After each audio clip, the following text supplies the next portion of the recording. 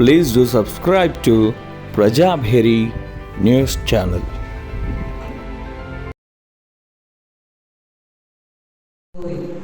మారక్క మెరుపుండేరో ఓరోరి అని పాట రాశారు. ఇప్పుడు నాకు 48 ఏళ్ళు, 35 ఏళ్ల కిందట ఆ పాట విన్నా, పాట పాడాను స్వయంగా. నేను కూడా కొద్దిపాటి శిల్పలింగం గారంత కాదు కానీ కొద్దిపాటి పాటలు పాడుతూ ఉంటాను.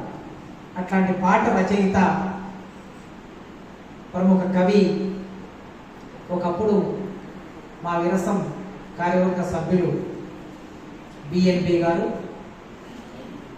వేదిక మీద ఈ కార్యక్రమానికి సమన్వయకర్త, ఆత్మీయంగా అభిమానంగా ప్రేమతో దాసన్న ఎప్పుడు నిజామాబాద్కి ఆర్మూర్కి నన్ను పిలుస్తూ ఉంటారు. ఒక్కొక్కసారి డేటు కుదరకపోయినా ఖచ్చితంగా డేటుకు రావాలని, లేదంటే కాస్త మార్చుకోనైనా కార్యక్రమంలో ఉండాలని కోరుకుంటాడు. దాసన్నకి, తిరుమల శ్రీనివాసాచార్య గారికి, ఆర్య గారికి, మద్దుకూరి సాయిబాబు గారు, వేదిక ముందు పెద్దలు ఉన్నారు, కవి మిత్రులు ఉన్నారు, విద్యార్థి సంఘం నాయకులు ఉన్నారు. అందరికీ పేరు పేరున శ్రీశ్రీ వర్ధంతి సందర్భంగా ఉద్యమ అభివందనాలు. మిత్రులారా, శ్రీశ్రీ తెలుగు సమాజం గురించి ఆయన ఒక మాట అన్నాడు. ఆయన బతికున్నప్పుడే 1940 వరకు తెలుగు సాహిత్యం నన్ను నడిపించింది. 1940 తర్వాత తెలుగు సాహిత్యాన్ని నేను నడిపిస్తాను అన్నాడు. ఈ మాట విన్న తర్వాత ఏమిటి శ్రీశ్రీ ఇంత అహంకారంగా మాట్లాడాడు అని కొందరికి అనిపించవచ్చు. కానీ వాస్తవం ఏమిటంటే 1940 తర్వాత తెలుగు సాహిత్యాన్ని శాసించి ఊగించి నడిపించిన మహాకవి శ్రీశ్రీ మాత్రమే అనే విషయం మనందరికీ తెలుసు. ఆయన మాట చెప్పడం ఒక చారిత్రక సందర్భం. ఆ చారిత్రక సందర్భంలో తెలుగు సాహిత్యం పురిటి నొప్పులు అనుభవిస్తుంది. పురిటి నొప్పులు అనుభవిస్తున్న తెలుగు సాహిత్యానికి సరిగ్గా కాన్పు చేసి ఒక మంచి బిడ్డను ఈ సాహిత్యానికి అందించవలసిన బాధ్యతని శ్రీశ్రీ భుజాల మీద వేసుకున్నాడు. అందుకే శ్రీశ్రీ మరణించి 40 ఏళ్ళు దాటి,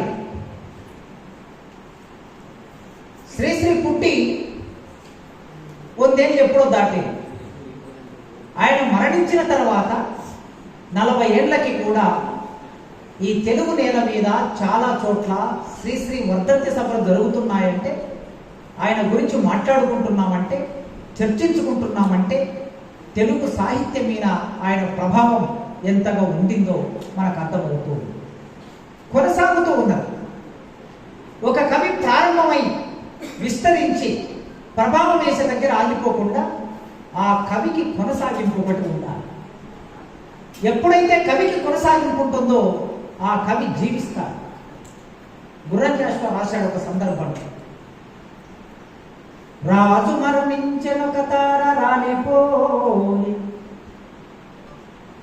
రాజు మరణించెనొక తార రాలిపోయి, సుకవి మరణించెనొక తార గగనమెక్కే, రాజు జీవించే రాతి విగ్రహములందు, సుకవి జీవించే ప్రజల నాలుకలయందు.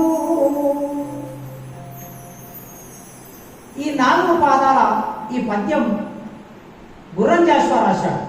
అది జాషువాకు వర్తిస్తుంది, అంతకంటే ఎక్కువగా అది శ్రీశ్రీకి వర్తిస్తుంది. శ్రీశ్రీ కేవలం అక్షరాల్లో మాత్రమే లేడు, పుస్తకాల్లో మాత్రమే లేడు, ప్రజల నాలుకల మీద ఉన్నాడు. ఇది ఆయన కొనసాగింపు. ఒక కవి ఎప్పుడు కొనసాగుతాడంటే, అక్షరం నశ్వరమైంది అంటాం.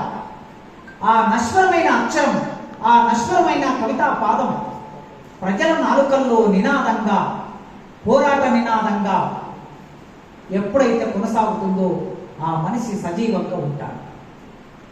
గురజాడ అప్పారావు గారు శ్రీశ్రీకి గురువు పరోక్షంగా. అడుగుజాడ గురజాడ అన్నాడు. నా అడుగుజాడ ఎక్కడ ఉందంటే గురజాడ దగ్గర ఉంది అన్నాడు. ఆ గురజాడనే డమయన్ పిథియస్ అనే పోయంలో ఒక మాట రాశాడు. చచ్చి బ్రతికి ఎవడు ప్రీతి కూర్చునో వాడే ధన్యుడు అని. బ్రతికి చచ్చి ఎవడు ప్రీతి కూర్చునో వాడే ధన్యుడు. బ్రతికి చచ్చి ప్రీతి కూర్చడం, ఎవరికి ప్రీతి కూర్చడం? సమాజానికి ప్రీతి కూర్చడం. బతికున్నప్పుడు సమాజానికి ఉపయోగపడటం, చనిపోయిన తర్వాత కూడా సమాజానికి ఉపయోగపడటం. శ్రీశ్రీ 1910లో పుట్టాడు. 1983 జూన్ 15వ తారీఖు నాడు మరణించాడు, అమరుడయ్యాడు. ఆయన బతుకున్నంత కాలం, కలం 1910లో పుట్టి 1925లో కలం పడితే 25 నుంచి మొదలుపెట్టి 83 అమరుడయ్యే వరకు తన కళాన్ని ఆపలే ఎక్కడ. ఆనాడు ప్రజల కోసమే జీవించాడు బతుకున్నంత కాలం. శ్రీశ్రీ చనిపోయిన తర్వాత కూడా ఈ ప్రజలకి, మనందరికీ ప్రీతిని చేకూరుస్తూ ఉన్నాడు. తన అక్షరం ద్వారా, తన భావాల ద్వారా, తన రచనా ప్రపంచం ద్వారా మనల్ని నడిపిస్తూ ఉన్నాడు. కనుక శ్రీశ్రీకి మరణం లేదు. శ్రీశ్రీ అమరుడు. ఎంతమంది అమరుల వరుస మనం చెప్తామో, ఆ అమరుల వరుస Karl Marx, Lenin, Mao, Bhagat Singh, Ambedkar, ఈ అమరుల వరుస అంతా కూడా వీళ్ళు బ్రతికి చచ్చి 2 సందర్భాల్లో ప్రజల్లో జీవిస్తున్నారు కనుక వాళ్ళ కొనసాగింపు శ్రీశ్రీ, మహాకవి శ్రీశ్రీ. అయితే ఏ మనిషి అయినా, ఏ కవి అయినా రూపొందడానికి ఒక సామాజిక సందర్భం ఉంటుంది. ఎప్పుడు కూడా సామాజిక సందర్భం నుంచి, సామాజిక నిర్మాణం నుంచి ఏ మనిషిని, ఏ కవిని వేరు చేసి చూడకూడదు. అది మనం ఆలోచించవలసింది. వేరు చేసి చూస్తే ఏమవుతుంది? వ్యక్తులు గొప్ప వాళ్ళు అయిపోతారు.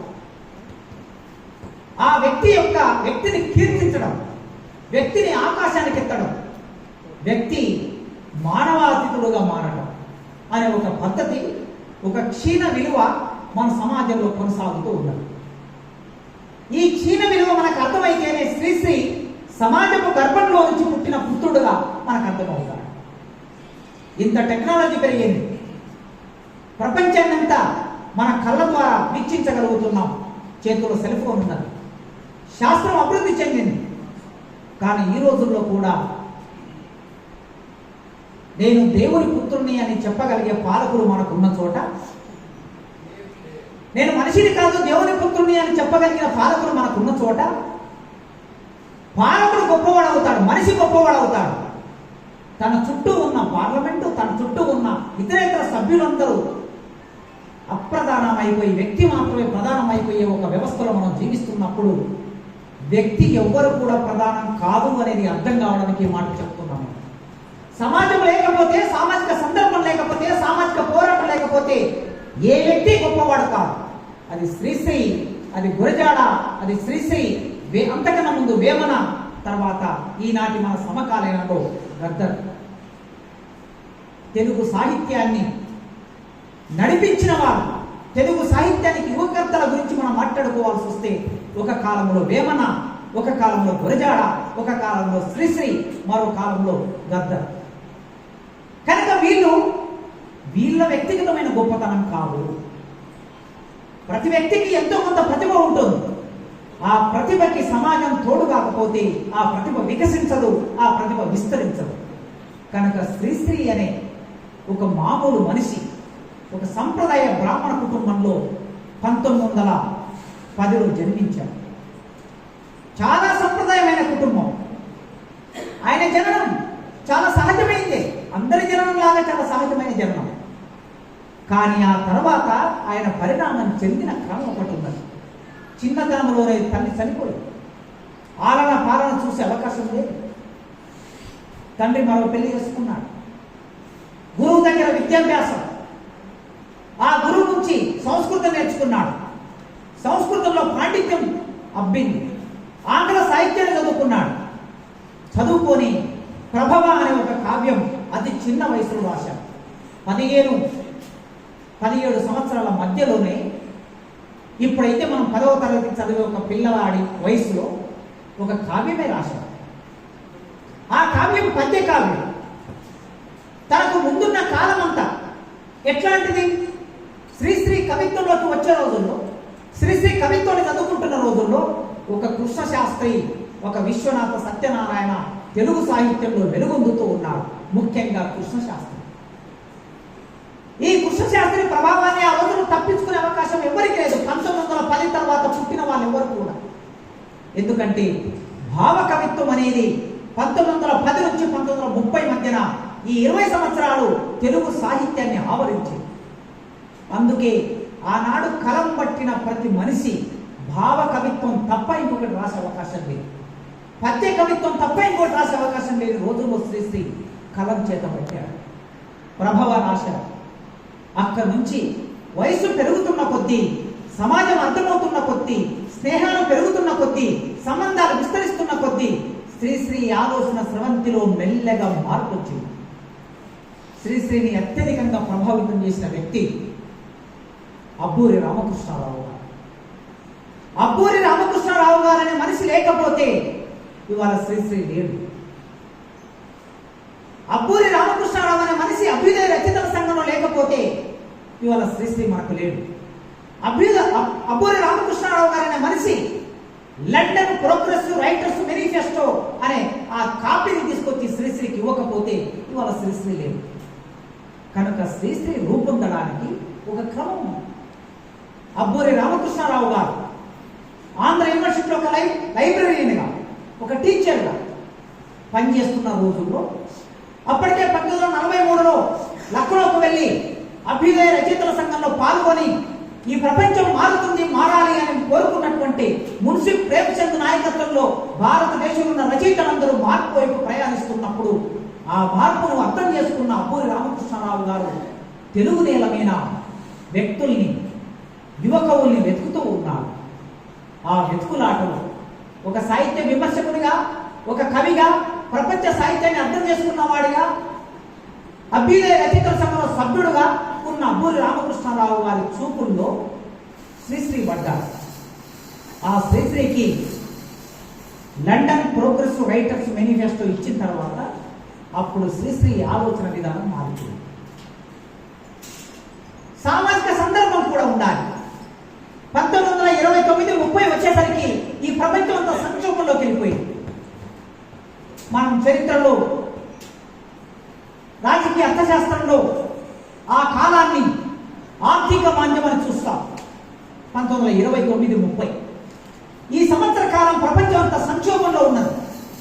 వస్తువులన్నీ మార్కెట్ నిండా ఉన్నాయి, కానీ వస్తువులు కొనే శక్తి మనుషులకు లేదు. తినాలనే ఉంది, ఆకలి మంట ఉన్నది, కానీ ఆకలి తీర్చుకోవడానికి కావలసిన బియ్యం, ఇప్పుడు సార్ చెప్పాడు కదా, సరిగ్గా ఇవాళ మన కళ్ళ ముందుకు రేపు రానున్న కాలం ఎట్లుందో తెలియదు. కొత్తిమీర కట్ట 100 రూపాయలు, టమాటా 100 రూపాయలు, ఉల్లిగడ్డ ఇంకా ఇంకో రకం బియ్యం 200, ఇట్లా మారిపోతే రేపు సామాన్య ప్రజలు ఎట్లా జీవిస్తారనే ఒక ప్రశ్న మన ముందుకు వస్తుంది. అట్లాంటి ఒకానొక స్థితి. గోదాములలో ధాన్యం ఉన్నది, మార్కెట్ నిండా వస్తువులు ఉన్నాయి, కానీ కొనుక్కునే అవకాశం, కొనుక్కునే శక్తి ప్రజల్లో లేదు. దానిని ఆర్థిక మాంద్యం అంటాం. మొత్తం ప్రపంచం అంతా అతలాకుతలం అయిపోయింది. అట్లాంటి సందర్భంలో శ్రీశ్రీ కొత్త ప్రపంచం కోసం వెతుకుతూ ఉంటారు. అట్లాంటి సందర్భంలో లండన్ ప్రోగ్రెసివ్ రైటర్స్ మేనిఫెస్టో చదివాడు. అట్లాంటి సందర్భంలో గురజాలం చదివాడు. అదే సమయంలో శ్రీశ్రీ టైఫాయిడ్ జ్వరానికి గురై ఉన్నాడు. టైఫాయిడ్ జ్వరం అంటే ఈ రోజుల్లో వైద్యం ఉన్నది, ఎంతో కొంత వైద్యం ఉన్నది. అయినా టైఫాయిడ్ జ్వరం వచ్చి చనిపోయే ఆదివాసులు ఇంకో నెల తర్వాత మనకి రోజు పత్రికల నిండా పతాక శీర్షికలుగా కనిపిస్తాయి. ఈ రోజు కూడా ఆ రోజుల్లో టైఫాయిడ్ జ్వరానికి గురై ఇక బతకలేడు అని అనుకున్న రోజుల్లో శ్రీశ్రీ ప్రపంచాన్ని కొత్తగా దర్శించారు. అప్పుడు గురజాడం చదువుకున్న తర్వాత సాహిత్యం రాయడానికి ఏం కావాలి? సాహిత్యం కావడానికి ఒక సరిహద్దు, సాహిత్యం రాయడానికి ఒక ప్రాంతం అక్కర్లేదు. సాహిత్యం రాయాలనుకుంటే విశ్వమానవుడిగా మళ్ళీ గుర్రంజాషువా గుర్తుకొస్తాడు. ఈ సందర్భంలో కులమతాలు గీసుకున్న గీతలొచ్చి పంజరాన పట్టు వడను నేను. కులమతాలు గీసుకున్న గీతలొచ్చి పంజరాన పట్టు వడను నేను. నిఖిల లోకమెట్లు నిర్ణయించే తిరుగులేదు విశ్వ నరుడ నేను అని ప్రకటించాడు గురజాడ జాషువా. కవికి సరిహద్దులు లేవు. విశ్వనరుడు కవి. అట్లాంటి విశ్వ మానవీయతను కలిగిన గురజాడ అప్పారావు తెలుగు నేల మీద ఉన్నాడు కనుక ఆ గురజాడను చదివిన తర్వాత కృష్ణశాస్త్రి విశ్వనాథ ప్రభావం నుంచి శ్రీశ్రీ బయటకు వచ్చారు. ప్రోగ్రెసివ్ రైటర్స్ మేనిఫెస్టో చదివిన తర్వాత ఈ ప్రపంచంలో జరుగుతున్న వర్గ పోరాటం, ఈ ప్రపంచంలో విస్తరిస్తున్న communist party, socialism, Russia, China శ్రీశ్రీకి అవగాహనలోకి వచ్చాయి. అదేవిధంగా తెలుగు నేల మీద జరుగుతున్న పోరాటం, అప్పటికే భగత్ సింగ్ ఉరితీత 1930లో భగత్ సింగ్ చంపేశారు. అల్లూరి సీతారామరాజును చంపేశారు. ఇంకొద్ది ముందుకు వస్తే కొమరం భీమును చంపేశారు. తెలుగు నేల మీద ప్రజల ముక్తి కోసం పోరాటం చేస్తున్న సందర్భంలో ఆ వీరులని బ్రిటిష్ ప్రభుత్వం, నైజాం ప్రభుత్వం కాల్చి చంపుతున్న సందర్భం, నెత్తురు పారుతున్న కాలం తన కళ్ళ ముందుకు వచ్చింది. చావు బతుకుల్లో ఉన్నవాడు బతుకుతాడా అనే ప్రశ్న వచ్చినప్పుడు టైఫాయిడ్ నుంచి బయటకు వచ్చి కొత్త జీవితంలోకి ప్రవేశించాడు. సముద్రుడు అనే ఒక కవి రాశాడు ఒక సందర్భంలో, చావు ద్వారాల వద్ద నిలబడి రమ్మని ఆహ్వానిస్తుంటే, చావు ద్వారాల వద్ద నిలబడి రమ్మని ఆహ్వానిస్తుంటే ఆ మృత్యువుని విసరి గోడకు దిగ్గొట్టిన వాడెవ్వడు వీరుడు, అది శ్రీశ్రీ. వీరుడు మాత్రమే మృత్యువుని గోడకి విసిరి దిగ్గొట్టగలిగిన శక్తి వాళ్ళకు ఉంటుంది. శ్రీశ్రీ అట్లా ఆ మృత్యువు నుంచి బయటకు వచ్చాడు. ఎప్పుడైతే మృత్యువు నుంచి బయటకు వచ్చాడో ఇక తన కవితా ప్రపంచం కళ్ళ ముందరి కాలం. ఈ కళ్ళ ముందరి కాలంలో మొదటి ప్రపంచ యుద్ధ కాలంలో శ్రీశ్రీ పుట్టాడు. రెండో ప్రపంచ యుద్ధాన్ని ప్రత్యక్షంగా చూశాడు. ఆయన 10లో పుట్టాడు, 11లో మొదటి ప్రపంచ యుద్ధం మొదలైంది. మొదటి ప్రపంచ యుద్ధం ఈ ప్రపంచానికి సంక్షోభాన్ని ఇచ్చింది, ఆర్థిక మాంద్యాన్ని అనుభవించాడు. ప్రపంచం అంతా ఆర్థిక మాంద్యంలో కొట్టుమిట్టాడు. అక్కడి నుంచి ఆయన యువకుడిగా మారాడు, చైతన్యవంతం అవుతున్నాడు, చదువుతున్నాడు, ప్రపంచాన్ని తెలుసుకుంటున్నాడు. రెండో ప్రపంచంతో తన కళ్ళ ముందరకు వచ్చింది. అభ్యుదయ రచయితల సంఘం కొత్త ఆలోచనల్ని యువతరంలోకి చొప్పిస్తున్నది. ఇట్లాంటి ఒక రాజకీయ వాతావరణం. ఆయన పుట్టి పెరుగుతున్న కాలంలోనే రష్యా విప్లవం జరిగింది 1917లో. ఒకవైపు తెలంగాణ సాయుధ పోరాటం నడుస్తూ ఉన్నది. 1930లో ఆంధ్ర మహాసభ నాయకత్వంలో తెలంగాణ రైతాంగ సాయుధ పోరాటం ప్రారంభమైంది. ఇట్లాంటి మండుతున్న కాలం శ్రీశ్రీని రూపొందించింది. ఈ కాలం లేకపోతే, ఈ సమాజం లేకపోతే శ్రీశ్రీని మనం ప్రత్యేకంగా చెప్పుకునే అవకాశం లేదు.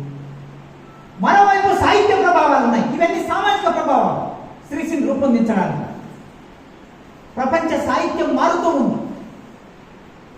కాడ్వేల్ అనే ఒక విమర్శకుడు, ఆంగ్ల సాహిత్యంలో కాడ్వేల్ అనే ఒక విమర్శకుడు కవిత్వం రాసి విమర్శ చేసినటువంటి వాడు. ప్యారిస్లో అక్కడ రష్యన్ అంతర్యుద్ధం జరుగుతున్నప్పుడు ప్రజాస్వామ్యాన్ని కాపాడడం కోసం ఒక కవి, ఒక రచయిత, ఒక విమర్శకుడు తుపాకీ బట్టి యుద్ధం చేసి యుద్ధంలో ఒరిగిపోయాడు. ఏం పని ఒక కవికి, రచయితకి ప్రజాస్వామ్యం పట్ల? ఏమవసరం ఒక కవికి, రచయితకి ప్రజాస్వామ్యం కోసం యుద్ధం చేసి ఆ యుద్ధంలో ఒరిగిపోవడం? పైగా తన దేశం కాదది, అది మరో దేశం. ఆ మరో దేశంలోకి వెళ్ళి అక్కడ రాజరికానికి వ్యతిరేకంగా ప్రజల తరఫున పోరాటం చేసి ఒరిగిపోయాడు. మన దేశం నుంచి నెహ్రూ గారు మున్సి ప్రేమచంద్ర కూడా పంపించాడు ఆ యుద్ధంలో, ఆ పోరాటంలో. అట్లాంటి ఒక సాహిత్య వాతావరణం. కవి, ఇంతకుముందు సార్ చెప్పాడు కదా, ఈ కవి అనేవాడు ఎలా ఉండాలి, రచయిత ఎలా ఉండాలి అనుకున్నప్పుడు కష్టజీవి కన్నీళ్ళని తన కలంలోకి వంపి రాసిన వాడే కవి అవుతాడు. అందుకే కష్టజీవికి ఇరువైపులా సాధారణంగా ఆయనకు భాష మీద ఉండే పట్టు వలన శ్రీశ్రీ ఏది మాట్లాడితే అది కవిత్వమైంది, శ్రీశ్రీ ఏది రాస్తే అది కవిత్వమైంది. చాలా సహజంగా మాట్లాడేవాడు. కవి అంటే ఎవరండి, నిర్వచనం ఇవ్వండి అంటే చాలా సింపుల్గా కష్టజీవికి ఇరువైపులా ఉండేవాడు కవి అన్నాడు. అది కవిత్వం అయిపోతున్నది. ఇప్పుడు సార్ చెప్పాడు మనకి. ఆ కష్టము, కష్టజీవి అనే మాటలో మధ్యలో కష్టాన్ని పెట్టి ఇటువైపు అటువైపు 2 అక్షరాలను వేసి కవి మార్చేశాడు. అందుకోసమే కవి ప్రజల చేత ఎన్నుకోబడిన ప్రతినిధి. ఓట్ల ద్వారా కాదు, పార్లమెంటరీ విధానం ద్వారా కాదు, పార్లమెంటుతో సంబంధం లేకుండా, ఓట్లతో సంబంధం లేకుండా ప్రజలు ఆ కవిని నా తరపున మాట్లాడమని, నా తరపున రాయమని, నా తరపున గొంతెత్తమని, గొంతు లేని వారికి గొంతు ఇవ్వమని ఆ ప్రజలు మనల్ని ఎన్నుకుంటారు. ఎందుకు రాస్తాం? కాడువేలు ఎవరడిగారు? కాడువేలు ఎవరడిగారు? సుద్దాల హనుమంతుని ఎవరడిగారు? బండి యాదగిరిని, వట్టికోట ఆల్వాస్వామిని ఎవరడిగితే పోరాటంలోకి వెళ్ళి ఒరిగిపోయారు. కనుక ఆ పోరాటం అనేది ప్రజలు తమకు తాముగా ప్రజలు ఏమనుకుంటారంటే, మా తరపున మాట్లాడే వాళ్ళు ఉంటారు, ఆ మా తరపున మాట్లాడే ఆ మనిషి కవి గనక. అట్లాంటి కాడువేల ప్రభావం పాశ్చాత్య సాహిత్యంలో వచ్చిన ఒక ప్రగతిశీల ప్రభావం. ఆ ప్రగతిశీల ప్రభావం పాశ్చాత్య సాహిత్యానికి పుట్టిగా రాలేదు. రష్యా విప్లవం జరుగుతున్న రోజుల్లో లెనిన్ ప్రపంచానికి ఒక పిలుపిచ్చాడు. రచయితలారా, కవులారా, కళాకారులారా, మీరు ఇప్పటి వరకు మీరు రాసిన కలమంతా భూస్వాముల కోసం రాశారు, రాజుల కోసం రాశారు, అంతఃపుర కాంతుల కోసం రాశారు. ఇప్పుడు మీ కళాన్ని ఒక్కసారి వైపు తిప్పండి. పొలాలలో పరిగ గింజ ఏరుకుంటున్న తల్లుల గురించి రాయండి. ఎద్దుల గిట్టల కింద నలిగిపోతున్న ఆ పిల్లల బాల్యం గురించి రాయండి. ఆ ఉరం మీద నడుస్తూ వంగి నాట్లు వేస్తున్న ఆ తల్లుల గురించి రాయండి.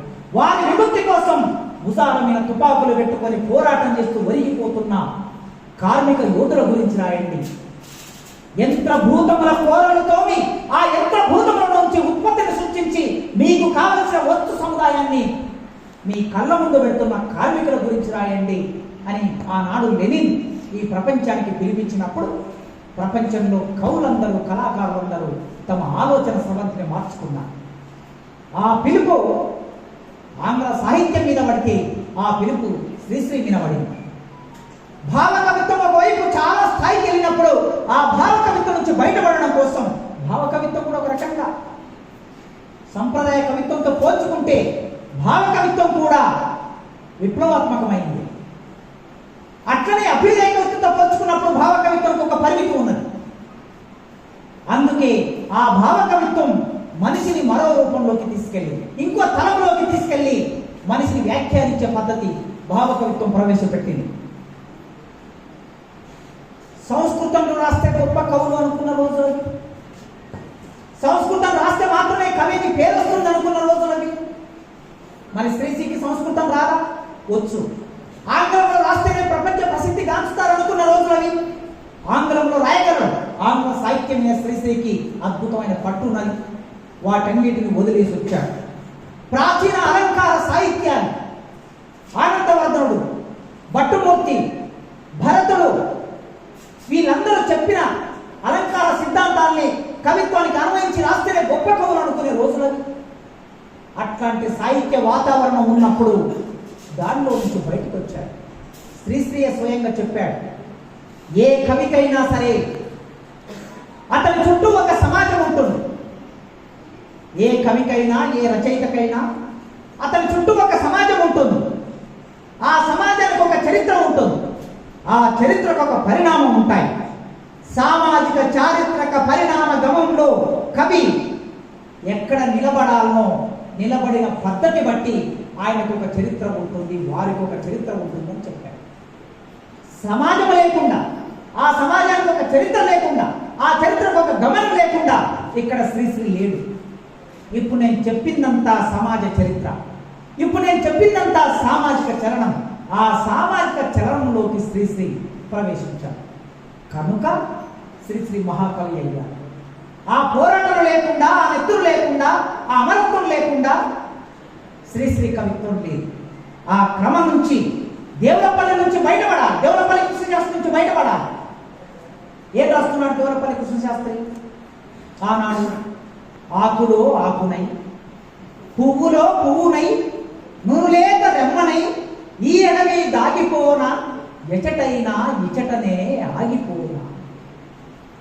ఎవరు దాగిపోమన్నారు నిన్ను ఆకులో? ఎవరు సెలయేరులో గడగడ పారమన్నారు నిన్ను? నీ ముందు ప్రపంచం లేదా? ఈ ప్రపంచాన్ని వ్యాఖ్యానించడానికి నీ కళానికి ధైర్యం రావటం లేదా? నీవు అంతర్ముఖుడు అయిపోయి నువ్వు ప్రకృతిలోకి వెళ్ళిపోయావు. ఈ ప్రకృతిలోకి వెళ్ళిపోయి మైలి దొనెలలో విహరించదను, మొహిని తొనెలలోన విహరించదను.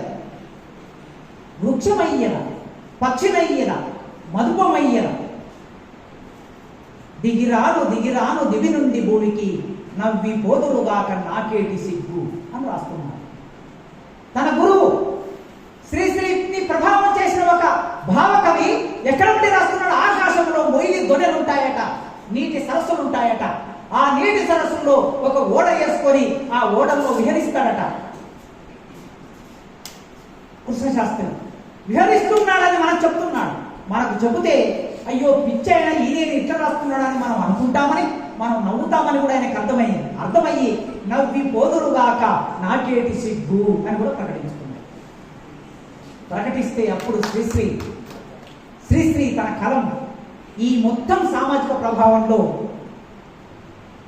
వస్తున్నాయి జగన్నాథ జగన్నాథుని రథచక్రాలు పతితులా బాధ సర్పదస్తులా ఏడవకండి మీకోసం వస్తున్నాయి జగన్నాథ రథచక్రాలు, జగన్నాథుని రథచక్రాలు. భూమార్గం పట్టిస్తా, భూకంపం పుట్టిస్తా. ఏమిటి భూకంపం? ఆకాశము దారుల వెంట హడావిడిగా ప్రయాణిస్తున్న జగన్నాథుని రథచక్రాల్ని భూమార్గం పట్టిస్తా అన్నారు. ఇక్కడ దీని అర్థం ఏమిటి? కవిత్వం ఎక్కడ ఉన్నది? ఆకాశంలో ఉన్నది. ఆకాశంలో ఉన్న కవిత్వాన్ని భూమార్గం పట్టిస్తా, భూకంపం పుట్టిస్తా. అది శ్రీశ్రీ దృష్టి. కనుక సాహిత్యంలో శ్రీశ్రీ ఏం చేశాడు? తెలుగు సాహిత్యాన్ని కంటే ఇట్లాంటి ఒక దృక్పథాన్ని అలవాటు చేశాడు. 1940 34 నుంచి 40ల మధ్య ఆయన రాసిన గేయాలన్నీ మనందరికీ తెలుసు. ఈ తెలుగు సాహిత్యాన్ని ఎంతగా ప్రభావం చేశాడో. ఇక శ్రీశ్రీలాగా రాస్తే తప్ప, శ్రీశ్రీలాగా మాట్లాడితే తప్ప, శ్రీశ్రీలాగా కవితా ప్రయోగం చేస్తే తప్ప కవిత్వం నిలబడలేమో అని అనుకునే రోజులు. ఉద్దండులైన విశ్వనాథ సత్యనారాయణ ఒకవైపు, గుర్రంజాస్తో మరోవైపు, దేవులపల్లి కృష్ణశాస్త్రి ఇంకోవైపు, నండూరి సుబ్బారావు మరోవైపు, ఇంతమంది సాహిత్యంలో భావ కవిత్వం రాస్తున్న రోజు, సంప్రదాయ కవిత్వం రాస్తున్న రోజు, ఇంకా సమాజాన్ని వెనక్కి తీసుకుపోవాలనుకుంటూ విశ్వనాథ సత్యనారాయణ గారు రామాయణ కల్పవృక్షం రాస్తున్న రోజు, 1000 పడగలు రాస్తున్న రోజు. ఇట్లాంటి రోజుల్లో సమాజం వెళ్ళవలసింది వెనక్కి కాదు. సమాజం తిరోగమనంలోకి వెళ్ళదు. ఎప్పుడైనా ఈ రోజు కన్నా రేపే బాగుంటుంది అనే దృష్టి కలిగిన వాడు శ్రీశ్రీ. ఎందుకంటే నన్నయ్య గతకాలం మేలు వచ్చు కాలం కంటే అన్నాడు. మతిదల్పగ సంసారం అతి చంచలం ఎండమావులట్టుంది, సంపత్ప్రతులు చెలికంబులు గతకాలం మేలు వచ్చు కాలం కంటే. రేపటి కన్నా నిన్ననే మేలన్నాడు నన్నయ్య. అట్లంటే మొన్న 1848 వరకు స్త్రీ బడికి వెళ్ళే అవకాశం లేదు, స్త్రీ స్కూలుకు వెళ్ళడం తప్పు, చదువుకోవడం తప్పు, అక్షరం నేర్వడం తప్పు, మనవాదం అది రాసింది. చదువుకున్న అమ్మాయి అన్నం పెడితే అన్నం పురుగులుగా మారిపోతుందని మనువాదం రాసింది. అది 1848. ఒకవేళ గతకాలమే మేలు వచ్చు కాలం కంటే అంటే ఇవాళ మన నీతు మేడం మేయర్ అయ్యే అవకాశం లేదు. అందుకే గురజాడ ఎప్పుడైనా సరే వచ్చు కాలం మేలు గతకాలం కంటేనన్నాడు గురజాడ. ఎప్పుడైనా ఈ రోజు కన్నా రేపే బాగుంటుంది. దుఃఖం ఉండొచ్చు, బాధ ఉండొచ్చు, ఆర్తి ఉండొచ్చు, కానీ ఈ రోజు కన్నా రేపే బెటర్ ఉంటుంది అన్నాడు. అందుకే ఇక్కడ శ్రీశ్రీ అడుగుజాడ ఎవరిది? గురజాడ. తన అడుగుజాడ గురజాడది గనక, గురజాడ రేపు కోసం ప్రయాణిస్తున్నాడు గనక తిరోగమనం వెళ్తున్న విశ్వనాథ సత్యనారాయణకి భిన్నంగా తెలుగు సాహిత్యాన్ని పురోగమనంలోకి తీసుకెళ్లిన వాడు శ్రీశ్రీ.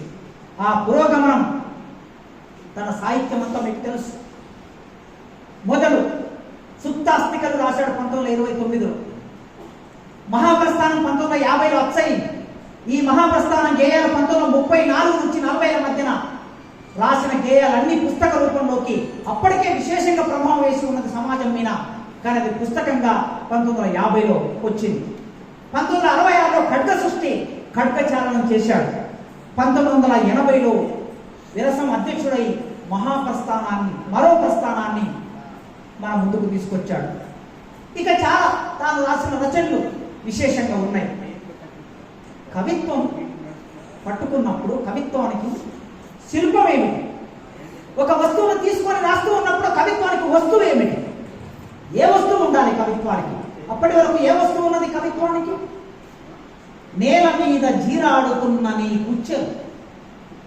ఒక అమ్మాయి నడుస్తూ పోతూ ఉంటే నీ నేల మీద జీరాడుతున్నటువంటి నీ కుచ్చెలు చూసి నేను ప్రేమిస్తున్నా, నీ మునివేళ్లను ప్రేమిస్తున్నా, నీ అందమైన అందాన్ని ప్రేమిస్తున్నా, ఇట్లా రాస్తున్న రోజులు. మరి ఆ రోజుల్లో ఏ వస్తువు కావాలి కవిత్వానికి? చాలా మంది అడిగారు, శ్రీశ్రీ మీకు మార్క్సిజం తెలుసా అని అడిగారు. మార్క్సిజమా ఎలా ఉంటుందండి అన్నాడు ఆయన. దీన్ని బట్టి శ్రీశ్రీకి మార్క్సిజం తెలియదు అన్నారు. అసలు మార్క్సిజం తెలియకపోతే శ్రీశ్రీ కవిత్వమే రాయలేడు. శ్రీశ్రీ కవిత్వానికి జీవం ఎక్కడుందంటే మార్క్సిజంలో ఉంది. ఆ మార్క్సిజంలో ఉన్నది కనుకనే కవితా వస్తువును మార్చేశాడు మొత్తం. అప్పటి వరకు ఉన్న కవితా వస్తువును. ఎవరు అడిగారట, సార్ కవిత్వం అంటే ఎట్లా రాయాలి సార్ అన్నారట. ఒక కాలేజ్ డేకు యూనివర్సిటీకి వెళ్తే, ఏముందా కవిత్వం రాయడం? కుక్క పిల్ల, అగ్గిపుల్ల, సొప్పు పిల్ల, హారతి కర్పూరం, తలుపు పల్లెం, కాదేది కవిత కనహరం, కళ్ళుంటే చూడు, వాక్కుంటే రాయి, ప్రపంచం ఒక పద్మవ్యూహం, కవిత్వం ఒక తీరని దాహం. అంటే ఆ పిల్లవాడు లేచి ఓ కవిత్వం అంటే ఇంతేనా సార్, అట్లయితే నేను కూడా రాస్తా అన్నాడు. అంటే శ్రీశ్రీ, ఎస్, కవిత్వం నీవు కూడా రాయగలగటమే అది కవిత్వము. పండితులు మాత్రమే రాయగలరనే భ్రమ నుంచి శ్రీశ్రీ ఏం చేశాడు తెలుగు సాహిత్యంలో? పండితులు మాత్రమే రాయగలనే భ్రమ నుంచి సాహిత్యాన్ని బయటికి తీసుకొచ్చాడు, కవిత్వాన్ని బయటికి తీసుకొచ్చాడు. ఎవరైనా రాయొచ్చు కవిత్వం. అందుకు ఇవాళ వేదిక మీద ఉన్నవాళ్ళు, వేదిక ముందు ఉన్నవాళ్ళు, చాలా మంది కవిమిత్రులు ఉన్నారు ఇక్కడ. మీరందరూ ఎన్నడని అనుకున్నారా మేము కవిత్వం రాస్తామని? ఒకవేళ రస సిద్ధాంతం ప్రకారమే కవిత్వం రాయాలంటే, ధ్వని సిద్ధాంతం ప్రకారమే కవిత్వం రాయాలంటే, వక్రోక్తి ప్రకారమే కవిత్వం రాయాలంటే, అలంకారబద్ధంగా కవిత్వం రాయాలంటే, వ్యాకరణబద్ధంగా కవిత్వం రాయాలంటే మీరెవరైనా కవిత్వం రాస్తారా? మనం ఎవరైనా కవిత్వం రాస్తామా? కనుక ఆ భావం నుంచి బయటికి తీసుకొచ్చాడు తెలుగు సమాజం. ఎవరైనా రాయగలిగే ఒక అవకాశాన్ని ఇచ్చాడు. ఆ అవకాశం ఇస్తూ ఎవరి గురించి రాయాలి కవి? భారతదేశం 70-80% వ్యవసాయ రంగం మీద ఆధారపడి ఉన్నప్పుడు ఆ ప్రజల్ని కవిత్వంలోకి తీసుకురావాలి. చరిత్రను కొత్తగా వ్యాఖ్యానించాడు. మార్క్సిజంలో గతి తార్కిక చారిత్రక భౌతికవాదం అని ఉంటుంది. ఈ గతి తార్కిక చారిత్రక భౌతికవాదం సూత్రాన్ని కవిత్వంలోకి పట్టుకొచ్చాడు. ఒక పొలిటికల్, ఒక ఎకనామిక్స్ థియరీని కవిత్వంలోకి తీసుకొచ్చాడు. ఎకనామిక్స్ థియరీ ఏం చెప్తున్నది? చారిత్రక భౌతికవాదం ఏం చెప్తున్నది? గతం చరిత్ర ఒకటి ఉంటుంది, ఆ చరిత్ర నశించి కొత్త చరిత్ర పుడుతుంది అని చెప్తారు. ఆ కొత్త చరిత్ర ఎక్కడి నుంచి వస్తుంది? బయట నుంచి ఊడిపడదు. పాత చరిత్ర గర్భంలో నుంచే కొత్త చరిత్ర పుడుతుంది అని చెప్తారు. అభావం చెందటం అంటారు దాన్ని. ఇంకా శ్రీశ్రీ అప్పుడు దాంట్లో పరస్పరం సంఘర్షించిన శక్తులలో చరిత్ర పుట్టేను అంటారు. ఈ పరస్పరం సంఘర్షించిన శక్తులు ఎవరు? దోపిడి చేసే శక్తి, దోపిడికి గురయ్యే శక్తి. వీళ్ళిద్దరి మధ్యన వైరుధ్యం ఉంటుంది, వర్గ పోరాటం నడుస్తుంది అని చెప్పే సందర్భంలో ఈ ప్రపంచం శాంతియుతంగా ఉంటుందని చెప్పడం ఒక మాట, ఒక భ్రమ. ఈ ప్రపంచం శాంతియుతంగా ఉంటుంది. భారతదేశానికి స్వాతంత్రం శాంతియుతంగా వచ్చింది. తెలంగాణ ఒక రక్తపు బొట్టు చిందకుండా శాంతియుతంగా వచ్చింది. ఈ మాటలు మనం వింటూ ఉంటాం. ఇదొక భ్రమ. ఈ భ్రమను చీల్చి చెండాడిన వాడు శ్రీశ్రీ. మీరు ప్రపంచాన్ని అంతా వెతకండి, ఎక్కడైనా వెతకండి. ఈ ప్రపంచం కాకుంటే కన్నీళ్లతో తడుస్తుంది, లేకపోతే రక్తంతో తడుస్తుంది అన్నారు. భూస్థలం అంతా వెతికినా దొరకదు. మీకు ఎక్కడైనా శాంతియుతంగా ఉండటం అనేది భూస్థలం అంతా వెతికినా దొరకదు. ఈ భూస్థలం అంతా సంఘర్షణ లేనిది, కన్నీరు లేనిది, రక్తపాతం లేనిది ఈ ప్రపంచం ఉండదు. కనుక ఎక్కడో ఒక చోట ఒంటరిగా ఎంత బాగుందనుకున్నా, చిలుక గోరింకల్లాగా ఉన్నారు భార్య భర్తలు అనుకున్నా, ఆ భార్య ఎప్పుడో ఒకసారి ఒంటరి పూరి గుడిసెలో, నిట్టాడు లేని పూరి గుడిసెలో ఒంటరిగా దుఃఖిస్తూ ఉన్నప్పుడు రాలిపడిన కన్నీళ్లతో ఈ భూస్థలం అంతా తడిసిపోతుంది. కనుక కొద్దిమంది మనల్ని ఒక భ్రమలోకి నెడతారు. అంత శాంతి అనే భ్రమలోకి నెడతారు. శాంతి ఉండదు. ఈ శాంతి ఉండదనే ఒక ఆలోచనని సమాజానికి ఇవ్వడమే కాదు, కౌలుకి ఇచ్చాడు. పొలాలలో హలాలతుంది, పొలాలలో హలాలతుంది, ఇలాకంలో హేమం పిండగా జగానికంతా సౌఖ్యం నిండగా బలం దరిద్రికి బలి కావించే కర్షక వీరుల కాయం నిండా కనకన తొనకే విలాపాగ్నులకు విషాపాసులకు ఖరీదు కట్టే శరాలు. ఎవరి గురించి రావాలన్నా? ఎన్నడన్నా తెలుగు సాహిత్యం ఇట్లా వ్యాఖ్యానించిందా? మనిషి మట్టిలో తన శరీరం అంతా మట్టిగా మారిపోయి, మట్టి మనిషి తన మునివేళ్లతో మట్టిని పిసికి ఆ మట్టిలో నుంచి తెల్లని మల్లెపూలు లాంటి మెతుకుని తీసి మన కంచంలో వస్తున్న మనిషి గురించి తెలుగు సాహిత్యం పట్టించుకున్నదా? అందుకే శ్రీశ్రీ ఎవరైతే రైతులు ఉన్నారో వాళ్ళ విముక్తి కావాలని కమ్యూనిస్టు పార్టీ కోరుకుంటుందో, సోషలిజం కోరుకుంటుందో, సామ్యవాదం కోరుకుంటుందో దానిని కవిత్వంలోకి తీసుకొచ్చి ఆ రైతుల జీవితాన్ని వ్యాఖ్యానించారు. తెలుగు కవిత్వానికి కొత్త వస్తువుని పరిచయం చేశారు. ఏ వస్తువును తీసుకోవాలని వెంపర్లాడుతున్నప్పుడు ఆయన దేని మీద రాస్తాం? కలకత్తా కాళిక నాలిక. కలకత్తా కాళిక నాలిక, పులి చంపిన ఏడినెత్తుడు. నీ కవితకి వస్తువు, ఓ కవి, నీ కవితకి వస్తువు ఏమి కావాలి? సింబల్స్, ఎర్ర సింబల్స్, రెడ్ సింబల్స్ మొత్తం కవిత్వంలోకి తీసుకొచ్చాడు. బంధూకం, రక్త చందనం, కలకత్తా కాళిక నాలిక, పులి చంపిన ఏడినెత్తుడు, కావాలోయ్ నవకవనానికి అన్నారు. ఇప్పుడు నువ్వు రాయవలసిన నవకవనం ఇది. ఇన్నాళ్ళు రాసినటువంటి నన్ను భవదీయదాసుని మనంబున, నన్ను భవదీయదాసుని మనంబున నెయ్యపు కింకబూని తాచినయది నాకు నన్నమయా ఉత్తను పులకాట్రక వితానము తాకిన నొచ్చు నంచు నేననియదా అల్కమానవు గదా అరాళ కుంతల. ముక్కుతిమ్మన పారిజాత పర్వంలో, ఓ సత్యభామ, నేను నిన్ను ప్రేమిస్తున్నాను, నీవు నన్ను కాలితో తన్నావు, తన్నినా నాకేం బాధ లేదు, కానీ నీవు కాలుతో నన్ను తన్నినప్పుడు నా శరీరం మీద నిక్కబడుచుకున్న వెంట్రుకలు లేతనైన నీ పాదానికి పుచ్చుకున్నాయని నాకు బాధ అవుతుంది అని రాశారు. తెలుగు కవిత్వం ఎక్కడ సంచరిస్తున్నది? ఇక్కడ స్త్రీని వర్ణనలు చేసి, రకరకాల వర్ణనలు చేసి విలాస వస్తువుగా మార్చిన స్త్రీ అట్లా సంచరిస్తున్నప్పుడు తెలుగు కవిత్వంలోకి ముగ్గు బుట్ట లాంటి తల,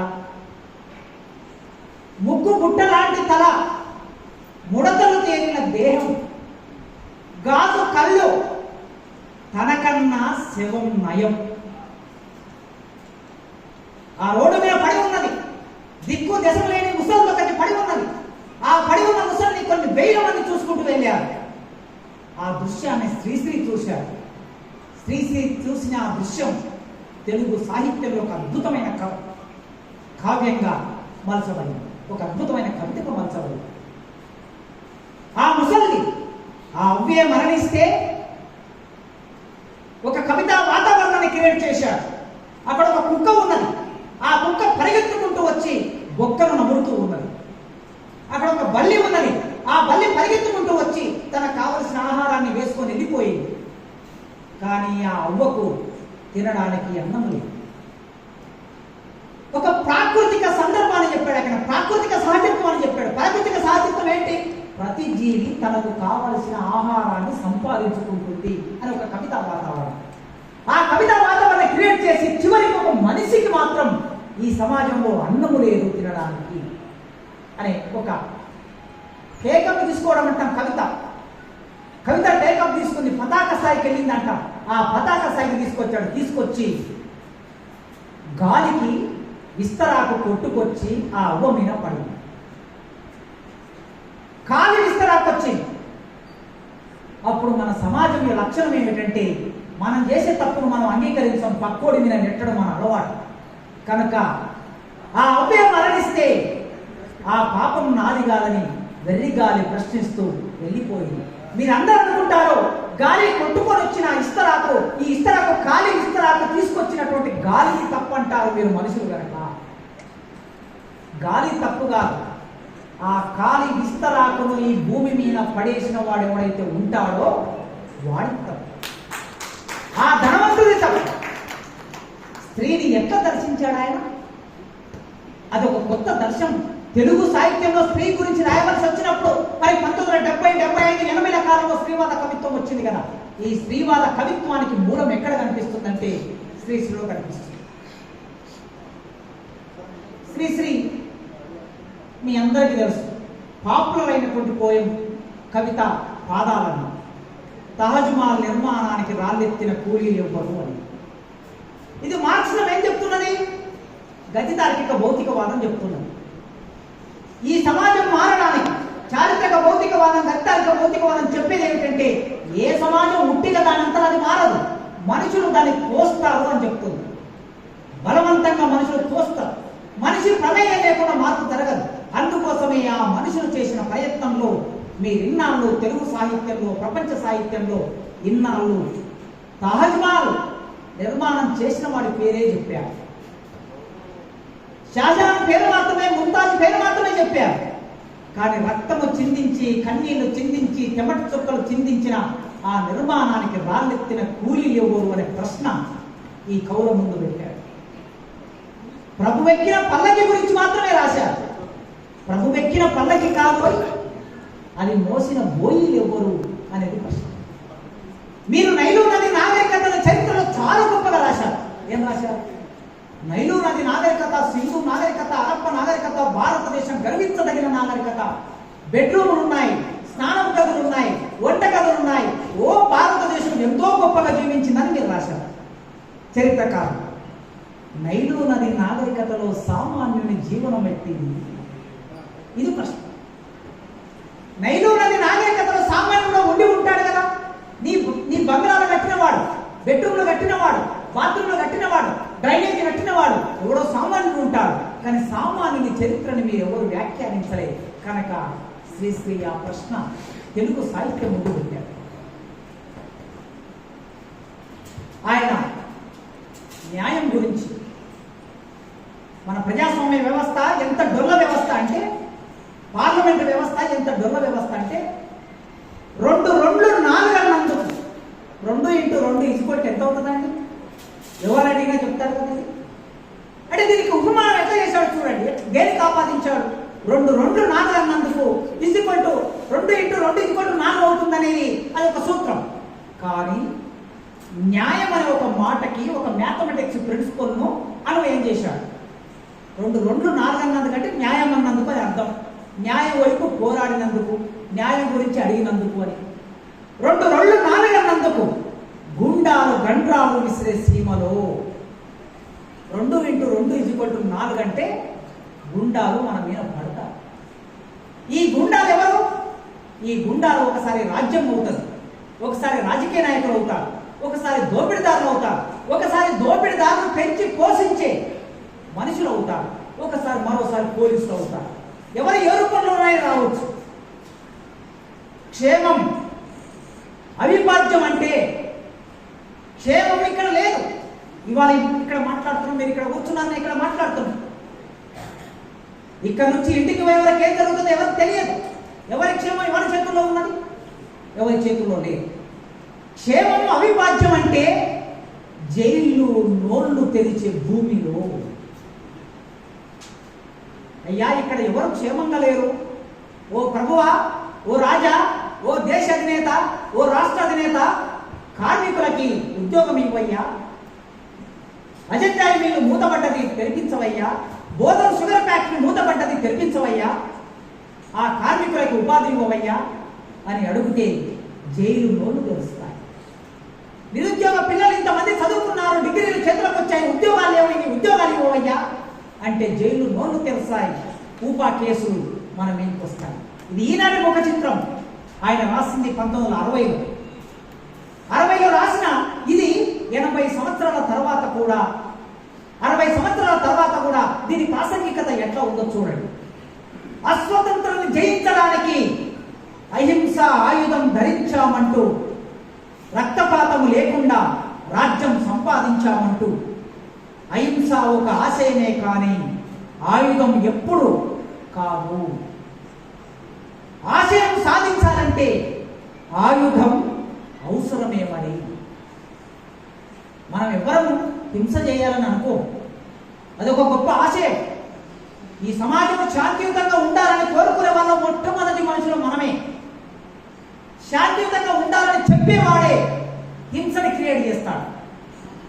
ఉపన్యాసాలు ఇచ్చేవాడే హింసని క్రియేట్ చేస్తాడు. మనం శాంతిని కోరుకుంటాం, అహింసని కోరుకుంటాం, కానీ అది ఆశయమే. ఆ ఆశయం సాధించబడాలంటే ఆయుధం అవసరమే.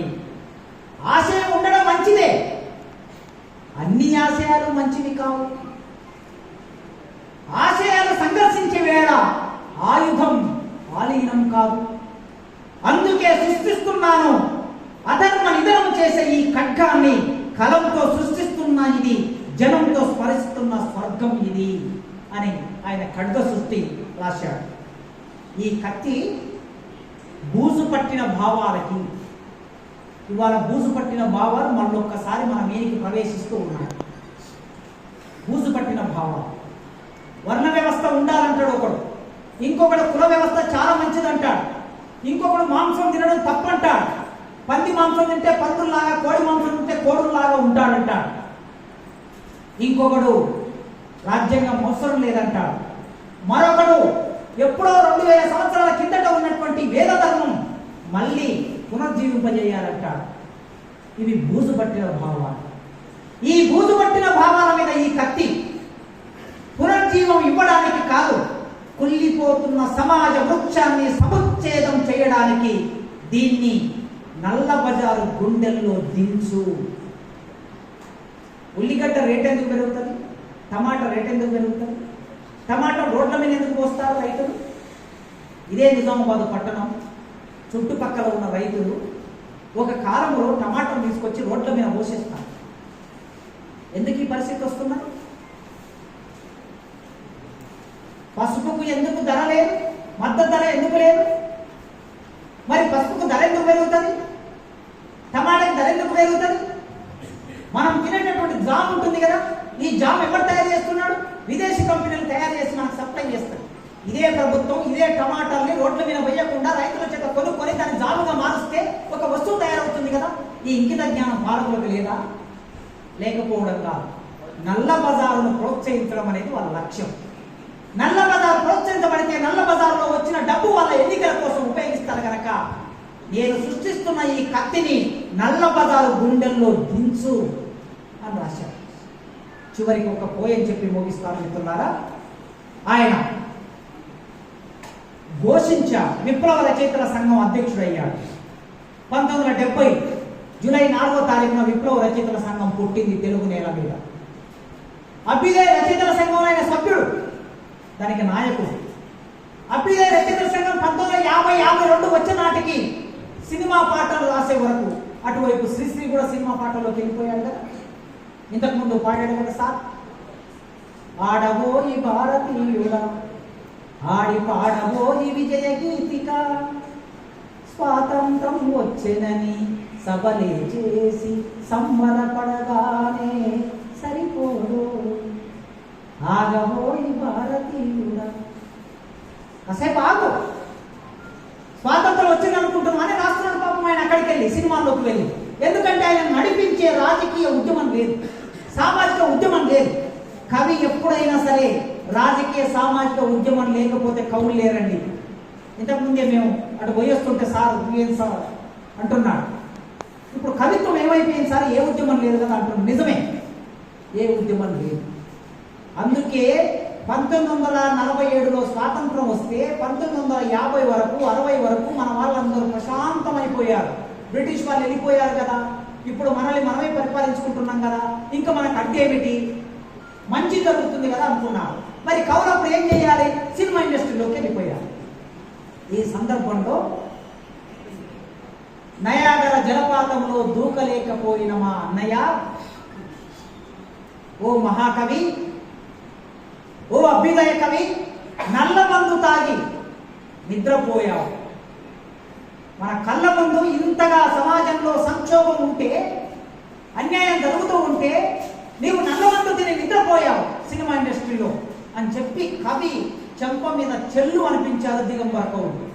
జ్వాలాముఖి, నిఖిలేశ్వరు, చరబండరాజు, నగ్నముని కవి చెంప మీద చెల్లు అనిపించారు. ఆ చెల్లు అనిపించినప్పుడు అదే సందర్భంలో భారతదేశం మండుతుంది, ప్రపంచం మండుతుంది. పశ్చిమ బెంగాల్ డార్జిలింగ్ జిల్లా నగ్జల్బరి గ్రామంలో ఆదివాసీ ఆయుధ వ్యక్తి పోరాటం చేస్తున్నాడు. ఆ పోరాట నేపథ్యంలో, శ్రీకాకుళ పోరాట నేపథ్యంలో ఒక కొత్త జీవం అవసరం వచ్చింది. రచయితలారా మీరెటువైపు? ఈ విద్యార్థులు ప్రకటించారు. ఆంధ్ర యూనివర్సిటీ విద్యార్థులు, తెలంగాణలో ఉన్న యూనివర్సిటీ విద్యార్థులు రచయితలారా శ్రీశ్రీకి షష్ఠిపూర్తి జరుగుతున్నారు. శ్రీశ్రీ ప్రతి సామాజిక సందర్భంలో ప్రజల వైపు ఎట్లా నిలబడ్డాడో చూడండి. 1970 ఫిబ్రవరిలో శ్రీశ్రీకి షష్ఠిపూర్తి జరుగుతున్నది విశాఖపట్నంలో. దేశంలో ఉన్న కవులందరూ, రాష్ట్రంలో ఉన్న కవులందరూ అక్కడికి వెళ్ళారు. ఒక మహాకవికి 60 ఏళ్ళు నిండటం అనేది చాలా గొప్ప అంశమే, సందర్భమే. సభ జరుగుతున్నది, ఉపన్యాసాలు జరుగుతున్నాయి, కవితలు చదువుతూ ఉన్నారు. మెల్లగా ఒక ఇద్దరు విద్యార్థులు వచ్చి కరపత్రాలను పంచుతూ ఉన్నారు సభలో ఉన్న వాళ్ళకి. ఆ కరపత్రం హెడ్డింగ్ ఏముందంటే, రచయితలారా మీకు సవాల్. రచయితలకు ఒక సవాల్ విసురుతూ ఉన్నాం. ఈ సవాల్ ఏమిటి అంటే, ఇక్కడికి విశాఖపట్టణానికి 100 కిలోమీటర్ల దూరంలో పార్వతీపురంలో బుడ్డపాడులో మీలాంటి మనుషులే, మీలాంటి మానవులే, వెంపటాప సత్యం, ఆదిపట్ల కైలాసం, సుబ్బారావు, పానిగ్రై ఆదివాసులు పోరాటం చేస్తే జనగాం వెంకటరావు ప్రభుత్వం 370 మంది ఆదివాసులని కాల్చి చంపితే వాళ్ళు చనిపోయి అమరులయ్యారు. మరి మీరు ఇక్కడ ఉత్సవం చేసుకుంటున్నారు. మీరు ఆదివాసుల వైపా, ప్రభుత్వం వైపు అని ఆ కరపత్రం ప్రశ్న వేస్తే అప్పుడు శ్రీశ్రీ వెంటనే నేను ప్రజల వైపు, నేను పోరాడే ప్రజల వైపే, ప్రభుత్వం వైపు కాదు, పాలక వర్గాల వైపు కాదు, రాజకీయ నాయకుల వైపు కాదు, భూస్వాముల వైపు కాదు, నేను మళ్ళీ ప్రజల వైపు ఉంటానని అని ఆయన జంజామారుతాన్ని ప్రసరించాడు. మళ్ళొక్కసారి విప్లవ రచయితల సంఘం అధ్యక్షుడిగా మారిన తర్వాత ఘోషించారు, మంచిగా ఉండండ్రా అంటూ గోల పెట్టారు. ఘోషించారు, మంచిగా ఉండండ్రా అంటూ గోల పెట్టారు. అమాయకుల జోలికి పోకండ్రా అంటూ కల్మశాల్ని మానసాల్లోంచి కడిగేసుకోండ్రా అన్నా. కళ్ళలో కాంతులు పోగేసుకోమన్నా. గతాన్ని నెమరు వేసుకోవడం మానేసుకోమన్నాను. మొరపెట్టాను, మొత్తుకున్నాను, మెత్తగా బతిమాలుకున్నాను. విన్నారు కాదు, వేలాడుతున్నారు. భూతకాలం చూరు పట్టుకొని విలువలకి వింత వ్యాఖ్యానాలు చేస్తున్నా. పాతని బతికించడానికి కొత్త చిట్కాలు వెతుకుతున్నారు. కొత్తని హతమార్చడానికి పాత కత్తులు నూరుతున్నారు. కొత్తని హతమార్చడానికి పాత కత్తులు నూరుతున్నారు. ఊరుకుంటానా నేను? ఊరుకుంటానా నేను? కసిగా, కసాయిగా, ఉపద్రవంలాగా ఉవ్వెత్తుగా లేచి సంవారాన్ని శాంతనం చేసి ఉద్రేక తరంగాలే తురంగాలుగా ఆగ్రహం కోరడని చేబూని సాయుధ విప్లవ భీపత్సుని సారథునై, సాయుధ విప్లవ భీపత్సుని సారథినై భారత కురుక్షేత్రంలో నవయుగ భగవద్గీత ఝంజాని ప్రసరిస్తాను. మంటల చేత మాట్లాడించి రక్తం చేత రాగాలాపన చేయిస్తాను.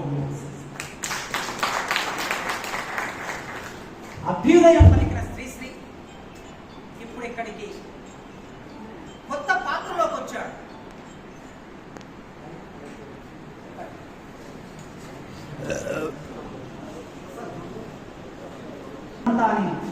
తెలుగు సాహిత్యంలోకి తీసుకొచ్చాడు.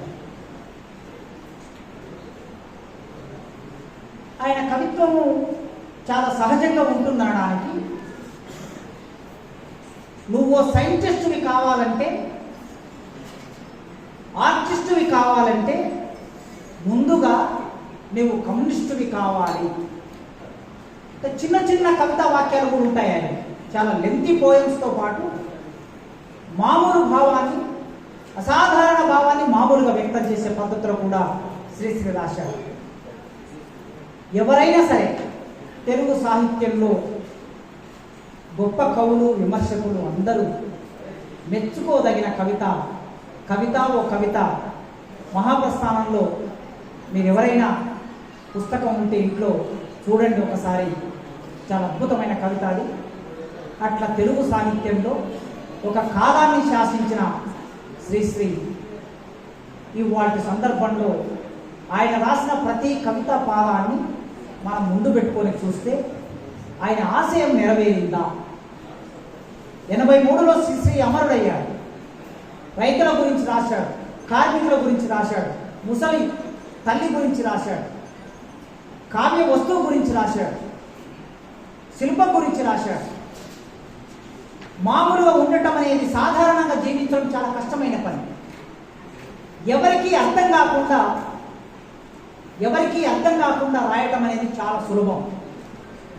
ఎందుకంటే మనం రాసేది ఎవరికి అర్థం కావాల్సిన అవసరం లేదు కదా, ఏదంటే అది రాయొచ్చు. కానీ అందరికీ అర్థమయ్యేటట్టు రాయాలంటే చాలా కష్టపడాలి మనం. అది శ్రీశ్రీ కవితా శిల్పం. అందరికీ అర్థమయ్యేటట్లు, సులభంగా వారి హృదయంలోకి భావం చొచ్చుకొని పోయేటట్లు రాయగలగడం శ్రీశ్రీ గొప్పతనం. అందుకే శ్రీశ్రీ పాతని పట్టుకొని వేలాడటం కాకుండా కొత్త భావాన్ని, కొత్త ఆలోచనని, కొత్త సమాజాన్ని, సామ్యవాద సమానత్వ సమాజాన్ని కోరుకున్నాడు. ఆ కళ ఇంకా నెరవేరలేదు. మనం ఇవాళ ఆయన వర్ధంతి సందర్భంగా ఇంతమందిని ఇక్కడ సమకూరాము. నిజామాబాద్ పట్టణం అంటే ఇంకా సాహిత్య ఫ్లేవర్ ఈ పట్టణానికి ఉంది అని మీరు ఇంతమంది వచ్చారు. స్వయంగా మేయర్ మేడం 2 గంటల సేపు ఈ వేదిక మీద కూర్చొని ఉన్నారు. సాహిత్యం మీద ఉండే అభిలాష, శ్రీశ్రీ పట్ల ఉండే గౌరవంతో ఇంతమందిని ఇక్కడ సమకూరాము. అయితే శ్రీశ్రీ ఉండే గౌరవం కేవలం పూజనీయం కాదు, ఆయన వ్యక్తిత్వం పూజనీయం కాదు. ఆయన వదిలి వెళ్ళిన ఆశయాలు మన ముందు ఉన్నాయి. ఆ ఆశయాలు నెరవేరనంత వరకు శ్రీశ్రీ ప్రాసంగికత ఈ సమాజంలో మిగిలే ఉంటుంది. కొత్త సమాజం వైపు ప్రయాణానికి కావలసిన ఒక ప్రాతిపాదికని అక్షరం ద్వారా మనకిచ్చిన శ్రీశ్రీకి రెడ్ సల్యూట్ తెలియజేస్తూ నాకు ఈ అవకాశం ఇచ్చిన మీ అందరికీ వందనాలతో ముగిస్తున్నాను.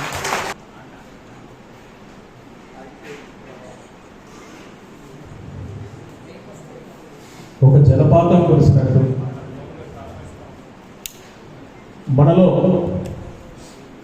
ఒక మలినంగా ఉన్నటువంటి అజ్ఞానం ఒక్కసారిగా మనలోంచి బయటకు వెళ్ళినట్టు ఒక అద్భుతమైన అనుభూతి, అంతకు మించి ఒక ఆశయాన్ని మన కళ్ళ ముందు ఆవిష్కరించిన ప్రొఫెసర్ కాసిం గారికి ఒకసారి గట్టిగా చెప్పడంతో మన ధన్యవాదాలు తెలియజేద్దాం. సార్, నేను విద్యార్థిగా ఉన్నప్పుడు మహాప్రస్థానాన్ని చాలాసార్లు చదివాను, కానీ వాళ్ళ చాలా కొత్తగా అర్థమైంది సార్. చాలా చాలా ధన్యవాదాలు. మళ్ళీ ఇప్పుడు వెళ్ళి చదవాల్సిందే మహాప్రస్థానం.